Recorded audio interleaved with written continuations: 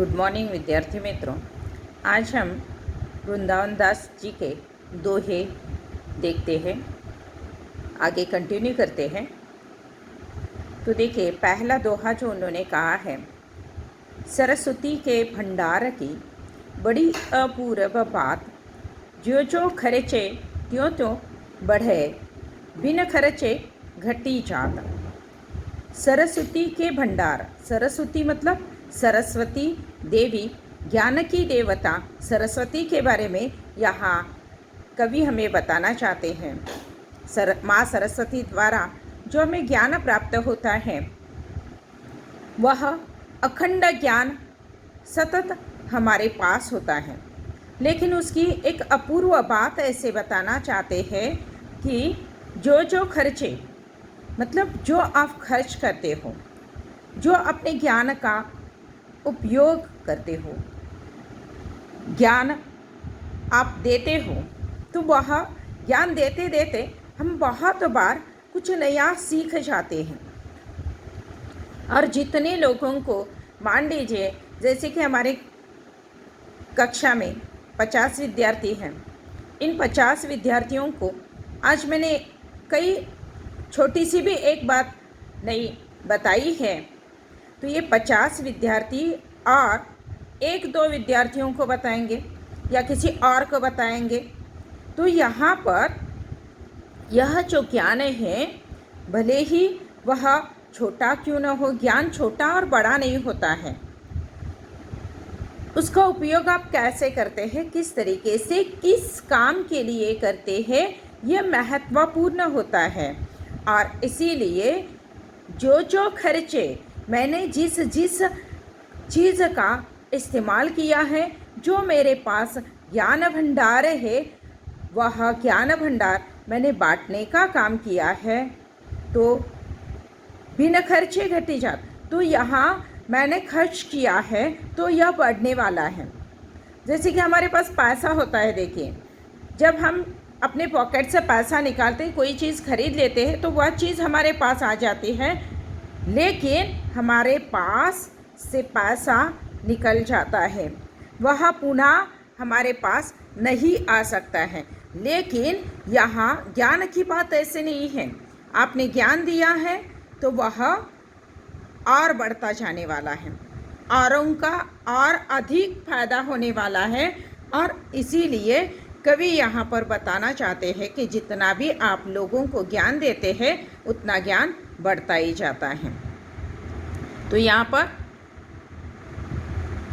आपको पहला दोहा समझ में आ गया है, समझकर आगे बढ़ते हैं।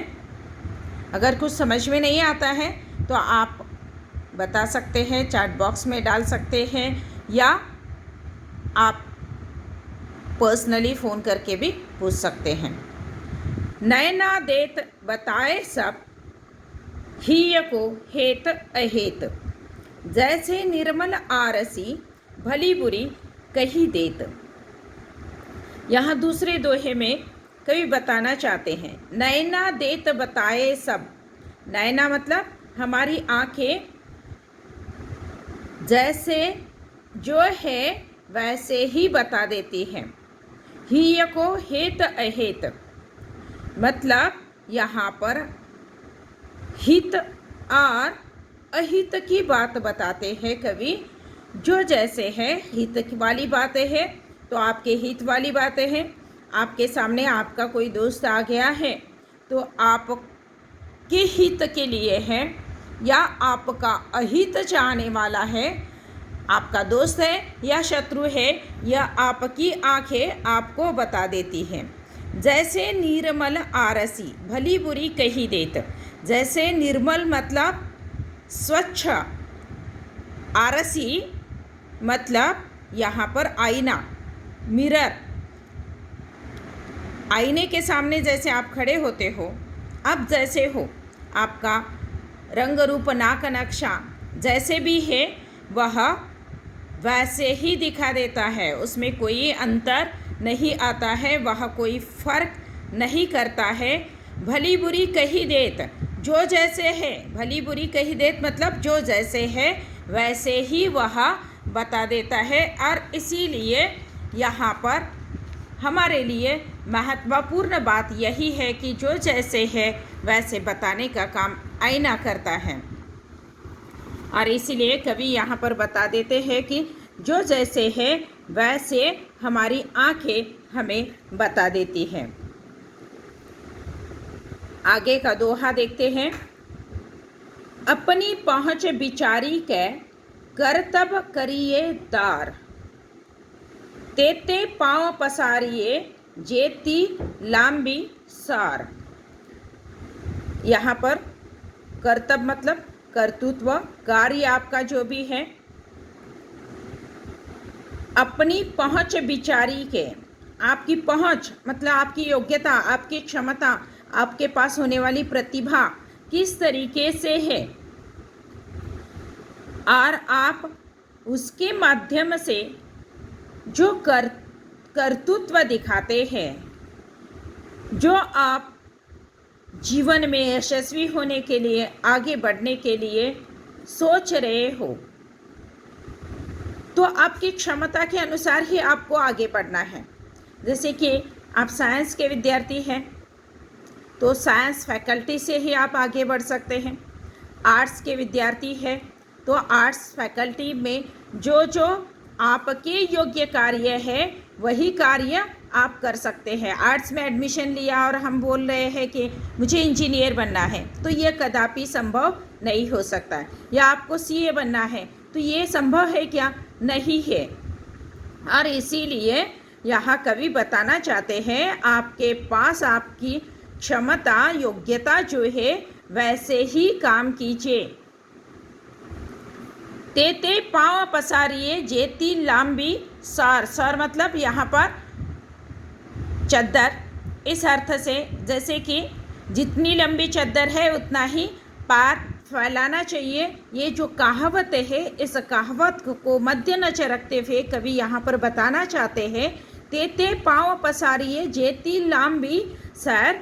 जितनी आपकी चद्दर है उतने ही आपको पार फैलाने चाहिए, तो ही आप ठंड से बच सकते हैं। मतलब हमें जीवन में यशस्वी होना है तो यहाँ पर आपको अपनी क्षमता के अनुसार ही आगे बढ़ना है। यही यहाँ पर कवि हमें बताना चाहते हैं। आगे का दोहा देखते हैं।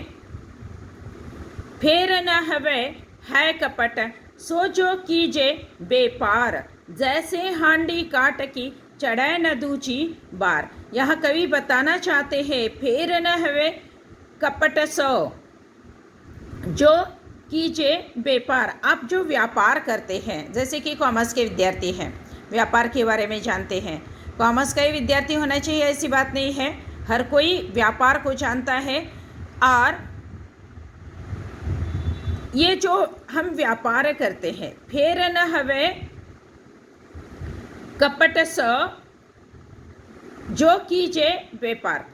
आप कपट, छल कपट या झूठ का व्यवहार व्यापार में नहीं कर सकते। एक बार आपने झूठ से कोई चीज़ किसी को बेच दी, अपना माल बेच दिया, एक ही बार आप कर सकते हैं ये काम, गलत काम एक ही बार कर सकते हैं। दूसरी बार आप करोगे तो आप पकड़े जाओगे। पकड़ने की बात नहीं है, व्यापार के अंतर्गत देखिए, आपके पास अगर आप ये चाहते हो कि आपका व्यापार बढ़ना चाहिए तो उसके लिए हमेशा आपको सच्चाई का साथ देना बहुत ज़रूरी है।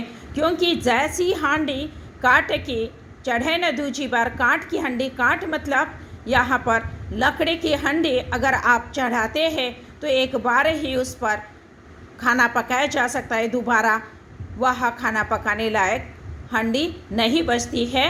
और इसीलिए इस तरीके से किसी को भी आप धोखा नहीं दे सकते पुनः पुनः। और व्यापार में तो ये संभव नहीं है, नहीं तो वहीं पर आपका बिजनेस, आपका व्यापार ठप्प हो जाएगा, आगे बढ़ पाना बहुत मुश्किल हो जाएगा।